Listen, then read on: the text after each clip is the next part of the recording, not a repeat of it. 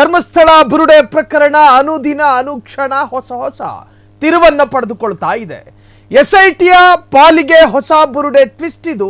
8 ಬುರುಡೆ ಕಂಡೆ ಎಂದಿದ್ದ ವಿಠಲಗೌಡ ಬೇರಾರೂ ಅಲ್ಲ, ಸಾಕ್ಷಾಲ್ ಸೌಜನ್ಯಾಳ ಮಾವ. ಧರ್ಮಸ್ಥಳ ಫೈಲ್ಸ್ ಪ್ರಕರಣದಲ್ಲಿ ಹೊಸ ತಿರುವು ಅಥವಾ ಹೊಸ ಟ್ವಿಸ್ಟು. ಎಸ್ಐಟಿ ಪಾಲಿಗೆ ಹೊಸ ಬುರುಡೆ ಟೆಸ್ಟು.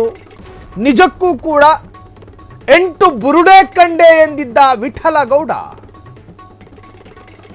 ಇದನ್ನ ನಂಬಿ ಮತ್ತೆ ಶೋಧ ನಡೆಸುವುದೋ ಬಿಡುವುದು.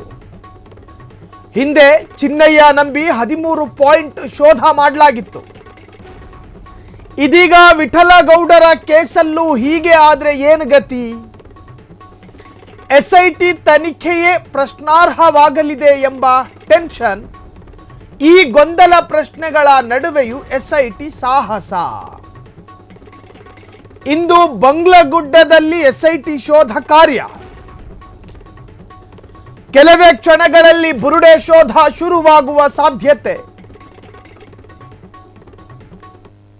ಚಿನ್ನಯ್ಯ ಈ ಹಿಂದೆ 13 ಸಮಾಧಿಗಳನ್ನ ತೋರಿಸಿದ್ದ. ನಾವು JCB ತಗೊಂಡು ಹೋದ್ವಿ, ಕ್ರೇನ್ಗಳನ್ನ ತಗೊಂಡು ಹೋದ್ವಿ, ಆಳು ಕಾಳುಗಳನ್ನ ತಗೊಂಡೋಗಿ ಅಗೆದು ನೋಡಿದ್ವಿ, ಏನು ಸಿಕ್ಕಿರ್ಲಿಲ್ಲ. ಇದು ಹಂಗೆ ಆದ್ರೆ ಏನು ಕಥೆ?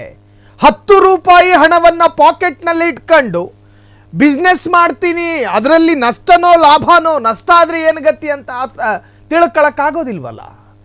ಒಂದು ರಾಜ್ಯದಲ್ಲಿ ಎಸ್ಐಟಿ ತನಿಖಾ ತಂಡಗಳನ್ನು ರಚನೆ ಮಾಡಿದ ನಂತರ ಸಂಭಾವ್ಯ ಆರೋಪಿಗಳನ್ನು ವಿಚಾರಣೆಗೆ ಒಳಪಡಿಸಿ ತಮಗೆ ಸಂದೇಹ ಬಂದವರಿಗೆ ನೋಟಿಸ್ ಕೊಟ್ಟು ಯಾರ್ಯಾರು ಸುಳಿವನ್ನು ನೀಡುತ್ತಿದ್ದಾರೋ, ಯಾರ್ಯಾರು ಹಿಂಟನ್ನು ಬಿಟ್ಟು ಕೊಡ್ತಿದ್ದಾರೋ ಅವರನ್ನು ತಮ್ಮ ವಶಕ್ಕೆ ಪಡೆದುಕೊಂಡು ಅತ್ಯಂತ ಆರೋಗ್ಯಕರವಾದಂತಹ ಕ್ಷಿಪ್ರವಾದಂತಹ ತನಿಖೆಯನ್ನು ಮಾಡುತ್ತಿರುವಂತಹ ಎಸ್ಐಟಿ ಇವರನ್ನು ಕರ್ಕೊಂಡು ಹೋಗಿ ಮತ್ತೆ ಅಗದ್ರಲ್ಲಿ ಸಿಗುತ್ತೋ ಇಲ್ವೋ ಅನ್ನೋ ಯೋಚನೆ ಮಾಡಕೂಡ್ದು ಅನ್ನುವಂಥ ಚರ್ಚೆಗಳು ಒಂದು ಕಡೆ. ಹಂಗೆ ಯಾಕೆ ಬರುತ್ತೆ ಯೋಚನೆ? 8 ಬುರುಡೆ ಕಂಡೆ ಎಂದಿರುವಂತಹ ವಿಠಲಗೌಡ ತನಿಖೆ ಮಾಡಬೇಕು, ಸಂದೇಹ ಬಂದವರಿಗೆ ನೋಟಿಸ್ ಕೊಡಬೇಕು, ಪೊಲೀಸರಿಗೆ ಯಾರ್ಯಾರ ಮೇಲೆ ಅನುಮಾನಗಳಿದಾವೋ, ಪೊಲೀಸರಿಗೆ ಯಾರ ಜೊತೆಯಲ್ಲಿ ಮಹತ್ವದ ದಾಖಲೆಗಳು ಸಂಗ್ರಹವಾಗಿದೆ ಅವರನ್ನ ಕಸ್ಟಡಿಗೆ ತೆಗೆದುಕೊಂಡ್ರೆ ಈ ಪ್ರಕರಣದಲ್ಲಿ ಅತ್ಯಂತ ಮಹತ್ವದ ಸುಳಿವು ಸಿಗಬಹುದು ಅಂತ ಯೋಚನೆ ಬರುತ್ತೋ ಎಲ್ಲರನ್ನೂ ಕೂಡ ವಿಚಾರಣೆಗೆ ಒಳಪಡಿಸಬೇಕು. ಹಿಂದೆ ಚಿನ್ನಯ್ಯನನ್ನ ನಂಬಿಕೊಂಡು 13 ಪಾಯಿಂಟ್ ಶೋಧ ಮಾಡಿದ್ರು. ಇದೀಗ ವಿಠಲಗೌಡರ ಕೇಸಲ್ಲೂ ಹೀಗೆ ಆದ್ರೆ ಏನು ಗತಿ? ಎಸ್ಐಟಿ ತನಿಖೆಯೇ ಪ್ರಶ್ನಾರ್ಹವಾಗಲಿದೆ ಎಂಬ ಟೆನ್ಷನ್ನು. ಈ ಗೊಂದಲ ಪ್ರಶ್ನೆಗಳ ನಡುವೆಯೂ ಎಸ್ಐಟಿ ಸಾಹಸ. ಒಂದು ದಂಪತಿಗಳಿಗೆ ಒಂದು 8 ಮಕ್ಕಳು ಅನ್ಕೊಳ್ಳಿ. ಆ 8 ಮಕ್ಕಳು ಆರಂಭದಲ್ಲಿ 4 ಮಕ್ಕಳು ಡಾಕ್ಟರ್ ಆಗಲಿಲ್ಲ. 4 ಮಕ್ಕಳನ್ನ ಹೆತ್ತೆ ಯಾರೂ ಡಾಕ್ಟರ್ ಆಗಿಲ್ಲ. 5ನೇದು ಬೇಡ 6ನೇದು ಬೇಡ ಅನ್ಕೊಂಡು ಆ ತಾಯಿ ಏನಾದರೂ ಸುಮ್ಮನಾದ್ರೆ 6ನೇ ಮಗ ಡಾಕ್ಟರ್ ಆಗೋದನ್ನ ತಪ್ಪಿಸ್ದಂಗಲ್ವಾ? ಚಿನ್ನಯ್ಯ ತೋರಿಸಿದ ಜಾಗದಲ್ಲಿ ಮೂಳೆಗಳು ಸಿಗಲಿಲ್ಲ ಅನ್ನೋ ಕಾರಣಕ್ಕೆ ವಿಠಲಗೌಡನನ್ನ ಅನುಮಾನಿಸೋದಕ್ಕೆ ಸಾಧ್ಯನಾ?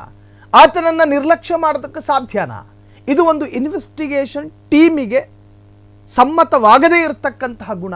ಅದರ ಅರ್ಥ ಎಸ್ಐಟಿ ಅವರ ಆ ನಿರ್ಧಾರಕ್ಕೆ ಬಂದಿಲ್ಲ. ನಾನಾ ಮಜಲುಗಳಲ್ಲಿ ಚರ್ಚೆಗಳಾಗ್ತಾ ಇದೆ. ಇಂದು ಬಂಗ್ಲೆಗುಡ್ಡದಲ್ಲಿ ಎಸ್ಐಟಿ ಶೋಧ ಕಾರ್ಯ. ಕೆಲವೇ ಕ್ಷಣಗಳಲ್ಲಿ ಬುರುಡೆ ಶೋಧ ಶುರುವಾಗುವ ಸಾಧ್ಯತೆಗಳು ಕೂಡ ಇದ್ದಾವೆ. ಬಂಗ್ಲೆಗುಡ್ಡದಲ್ಲಿ ಇನ್ನಷ್ಟು ಶವ ಹೂಳಲಾಗಿದೆ ಎಂದಿದ್ದ ವಿಠಲಗೌಡ ನಿಮಗೆ ಗೊತ್ತಿರ್ಬೋದು, ಸೌಜನ್ಯಾಳ ಮಾವ. ಆತನ ಸಹಚರ ಪ್ರದೀಪ್ ಕೂಡ ಎಸ್ಐಟಿ ಮುಂದೆ ಹೇಳಿಕೆಯನ್ನು ಕೊಟ್ಟಿದ್ದ.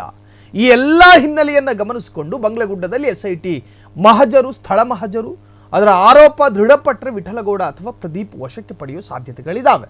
ಈಗಾಗಲೇ ವಿಠಲಗೌಡನನ್ನ ಸ್ಥಳಕ್ಕೆ ಕರೆದೊಯ್ದು ಎಸ್ಐಟಿ ಮಹಜರು ಮಾಡಲಾಗ್ತಾ ಇದೆ. ನೋಡಿ, ಎಸ್ಐಟಿ ಅವರಿಗೆ ಒಂದು ಪಾಠ ಅಂತೂ ಸಿಕ್ಕಿದೆ. ಚಿನ್ನಯ್ಯ ಆತನು ಕೂಡ ಸಾಕ್ಷಿದಾರ.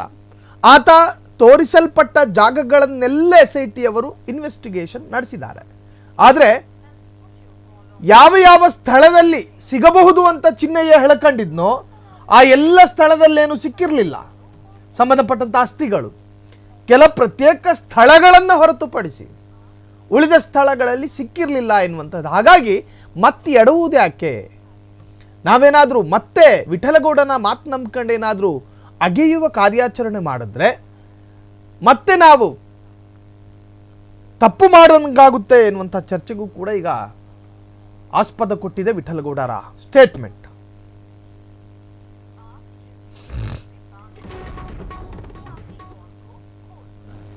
ಸೌಜನ್ಯ ಮಾವ. ಫಸ್ಟಿಗೆ ನನ್ನನ್ನು ಮಾಜರಿಗೆ ಕರ್ಕೊಂಡೋಗಿದ್ದರು. ಅಲ್ಲಿ ಸುವಾಗ 3 ನಮಗೆ ಒಂದು ಬುರುಡೆ ಸಿಕ್ಕಿದೆ ಅಲ್ಲಿ ಮೇಲೆ. 2ನೇ ಸಲ ಹೋಗುವಾಗ 5 ನನ್ನ ಕಣ್ಣ ಎದುರಿಗೆ 5 ಸಿಗುತ್ತೆ. ಅದರಲ್ಲಿ ಒಂದು ಮಗುದು ಅನ್ನೋದು ಕಾಣ್ತದೆ.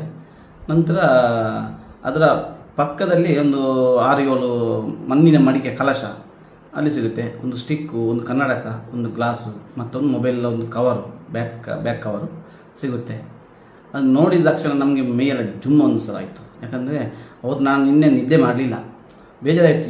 ನಾವು ಕ್ಷೇತ್ರದಲ್ಲಿ ಈ ಥರ ಆಗ್ತಾಯಿದೆಯಾ ಅನ್ನೋದು ಸ್ವಲ್ಪ ತುಂಬ ಬೇಜಾರಾಯಿತು. ಅದು ಸರಿಯಾಗಿ ತನಿಖೆ ಮಾಡಬೇಕು. ಅದಕ್ಕೆ ಯಾರು ಅದನ್ನು ಕೊಲೆ ಮಾಡಿದ್ದಾರೆ, ತಂದು ಯಾರು ಬಿಸಾಡಿದ್ದಾರೆ ಅನ್ನೋದು ನಮಗೆ ಅದು ತನಿಖೆ ಆಗಬೇಕು. ಕ್ಷಣ ಕ್ಷಣದ ಸುದ್ದಿಗಳಿಗಾಗಿ ಫ್ರೀಡಂ ಟಿವಿ ಸಬ್ಸ್ಕ್ರೈಬ್ ಮಾಡಿ, ಲೈಕ್ ಮಾಡಿ ಹಾಗೂ ಫಾಲೋ ಮಾಡಿ. ಹೊಸ ಸುದ್ದಿಗಳ ನೋಟಿಫಿಕೇಶನ್ಗಾಗಿ ಬೆಲ್ ಐಕಾನ್ ಮೇಲೆ ಕ್ಲಿಕ್ ಮಾಡಿ.